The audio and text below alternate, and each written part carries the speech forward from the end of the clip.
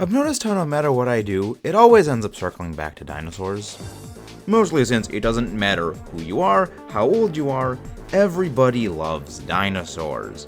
Jurassic Park, Fossil Fighters, They're Back, Land Before Time, which is surprisingly dark given it's generally meant for younger audiences, apparently. Terra Nova, which I honestly thought was a fever dream for a long time. Heck, even Transformers got in on the action with the Dinobots in the form of giant robot dinosaurs. And kaiju are similarly no different. Godzilla is even a dinosaur himself, as are many other of the classic Toho kaiju. Anguirus, Rodan, and Gorosaurus, who originally this video was actually supposed to be about before it spiraled off into its own ramble tangent sort of thing. So, hey, that's fun. And surprisingly, this is actually going to be more on kind of dinosaurs as a whole, but also specifically kind of on Jurassic Park, because again, I kind of tend to ramble and spiral out into things. Because dinosaurs are simply freaking awesome. And if you too think dinosaurs are freaking awesome, don't forget to subscribe and leave your thoughts in the comments below. And let us know what you'd like to see next time on the channel. I'm Max Allo, your American Allosaurus. I mean, debatably the only thing more awesome than dinosaurs are dragons, which are themselves basically just dinosaurs with wings. There's a reason why in a lot of fiction they're actually pretty much interchangeable. See TV tropes for that. Yes, I have a terminal addiction to that website. Please send help. That website will legitimately ruin your life in the best way possible. And given Jurassic World Dominion and the Retardosaur, I mean the Distortus Rex, and the Mutodons, but those don't, I mean, I guess they don't really look like dinosaurs, where the JP dinosaurs always looked like dinosaurs. Honestly, in kind of a weird way, both Jurassic Park and Godzilla are very similar series. Humanity pushing the boundaries of science. In our hubris, we end up creating a genetic abomination freak of nature that ends up colossally biting ourselves in the butt in the most spectacular way possible, and they end in glorious giant monster combat. Okay, it's a bit of an oversimplification, but you guys get the point. I think. Right? Honestly, even the more recent movies have kind of even paralleled one another in that they've gotten very much away from what we have been wanting to see. A lot less Godzilla for the MonsterVerse series, and a lot less of Rexy and more focus on giant bugs with Jurassic World.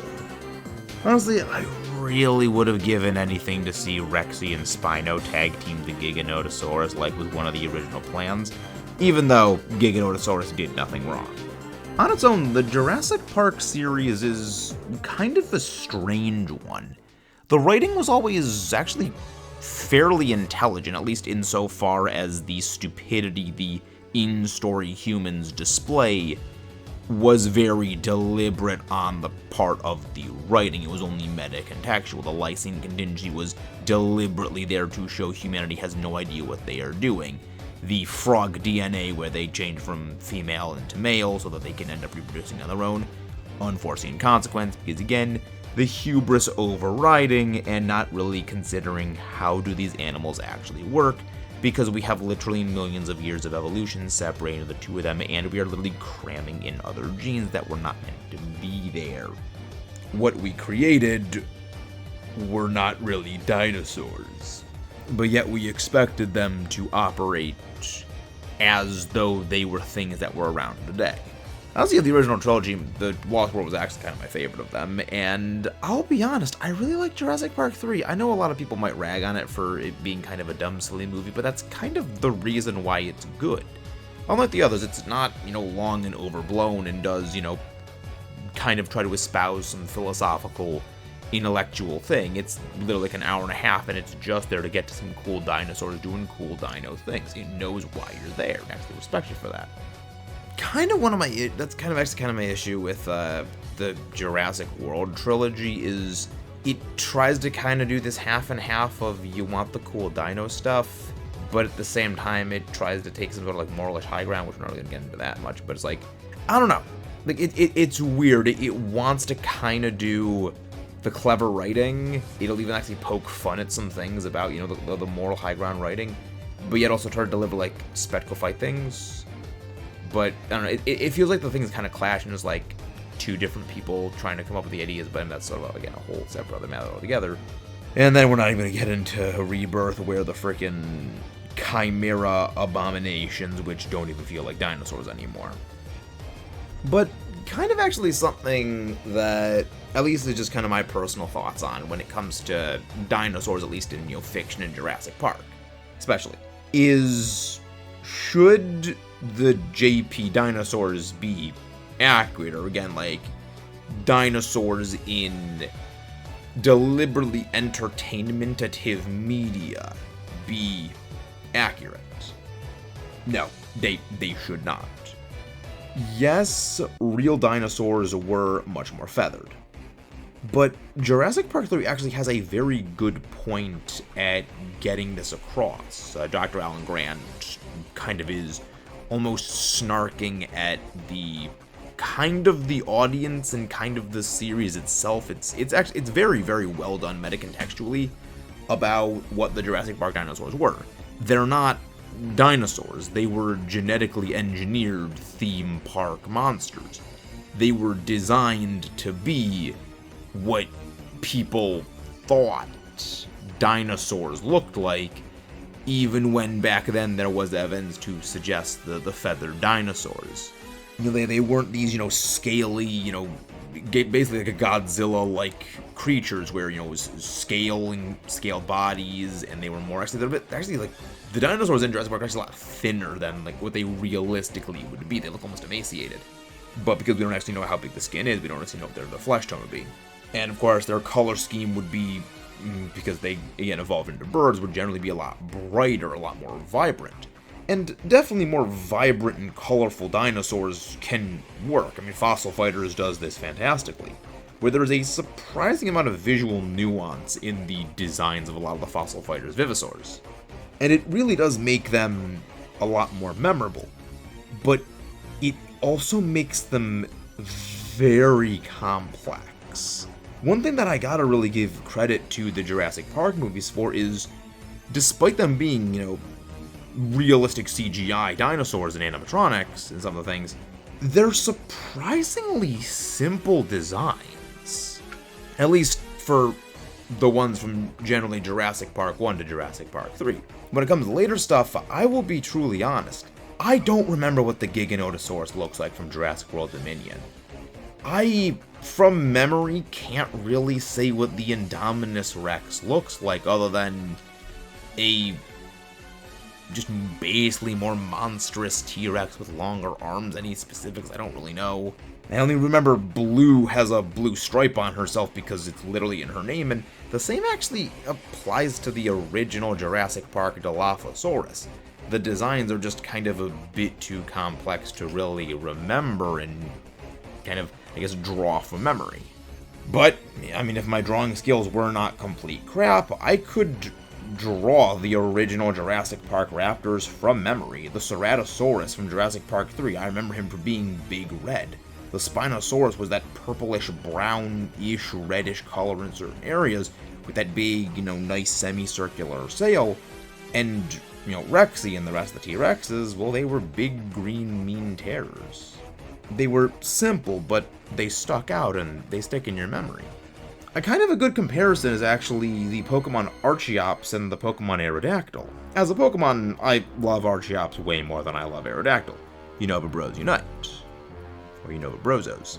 It has better stats, better moves, but overall, in terms of pure aesthetics, Aerodactyl is just the clear better. It's a much more simple, much cleaner design. It looks more like a monster. Where Archeops, it's a lot more colorful, it's more vibrant, and actually is a lot more actually accurate to what dinosaurs would actually have looked like. It's a lot more visually complex, and I really can't say that, just going purely off of memory, I could recreate it with the same ease that I could recite what Aerodactyl looks like from memory.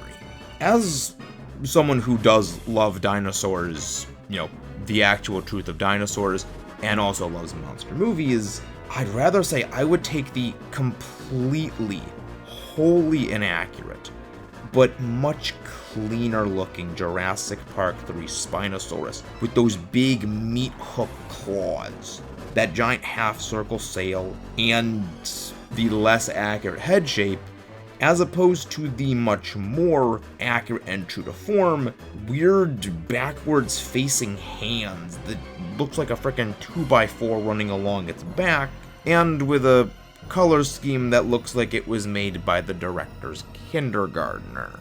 Again, going back to fossil fighters, you can have dinosaurs in media that have these bright, vibrant color schemes, and again, surprisingly, when it comes to the game that has a giant flaming mohawk on a T-Rex literally for nothing more than let's make it look more rock and roll, there's a surprising amount of depth and complexity to the design color schemes of those Vivosaurs. But those work in a much more cartoonish looking setting that can use those brighter, vibrant colors. It's part of the reason why I think something like the X-Men doesn't work as well in a live-action movie as it does in animation. Much brighter colors in photorealistic CGI don't really look as good. It's one of the reasons why, when it comes to a lot of the Godzilla monsters, they tended to not have a lot of bright colors. Mothra, Gigan, and King Ghidorah were kind of some of the exceptions. Jurassic Park, going with the much more muted, more almost homogeneous color schemes, makes the monsters, and well, makes the dinosaurs, not monsters, look a lot better. Even if they aren't realistic, they look more realistic with regards to our suspension of disbelief and what we would expect to be seen. Even when it came to the Indominus Rex, which had a predominantly gray color scheme, it was a very muted gray. It didn't have any fancy patterns. It was just wholly block ash gray. The T-Rex, darker green. At the end of the day, Jurassic Park, and really a lot of movies as a whole, aren't meant to teach actual paleontological dinosaur science. It's meant to be the story of humanity messing around with things, everything going completely wrong, and us sitting there with a bowl of popcorn to watch giant dinosaurs do awesome stuff. You can sprinkle in a little actual science to enhance the story, but at the end of the day, we're there to be entertained. We're not watching a documentary. That's part of why I actually liked the Indominus Rex hybrid idea, because it goes back to that genetically engineered theme park monster thing with the line of, specifically, you wanted more teeth, which, yeah, that actually makes a lot of sense. We'd have to over-the-top things. And as much as, the whole military applications of the dinosaurs thing is that people say is really stupid, I legitimately love that idea. Mostly because that is absolutely something humans would do. If you don't believe us, we have tried to weaponize dolphins, dogs, yes, the commies did that, and bats. That's what the USA did. If there is some even vague, slightly possible military application for something, humans will try to find out a way of using it. So genetically engineered actual monsters, we'd actually try doing something with that, and I feel like that could actually be a really fun just spin-off to watch of dinosaurs just freaking doing dino combos on various bad human peoples. But as a spin-off, I'd actually love to see that. As stupid as it would be, we need to bring back the B-movie. The B-movie is, B-movie schlock. Again, the Indominus still looked like a dinosaur, albeit much more monstrous. It still had, the general silhouette of something like a T-Rex, just with, again, with a little bit longer arms. But then you get stuff like the Retardosaurus Rex and the Mutodons, which they don't really look like dinosaurs anymore. They look more like chimeric abominations, which they are. In kind of a bit of a weird way, I tend to look at the series as the only true Jurassic core is the original three. And then the Jurassic World saga, which I only pretend there are 2 movies, there is no such thing as Jurassic World Dominion, are kind of their own weird little branch-off continuity spin-offs. Because they don't, as much as they try to have in common with the original series, they kind of fail at times. And it seems more of its own continuity rather than as much a direct continuation. Maybe that's just, me relating things the way the Godzilla series is, where it branch off and has a completely separate everything else from the parts of the series. But, I don't know, it's kind of the way I like looking at it. Well, thank you for coming to a little bit of rambles. Hope you had a good 4th of July. I'm Max Allo, your American Allosaurus. Don't forget to comment your thoughts below, leave a like, and of course, subscribe for more. Long live the Kaiju King.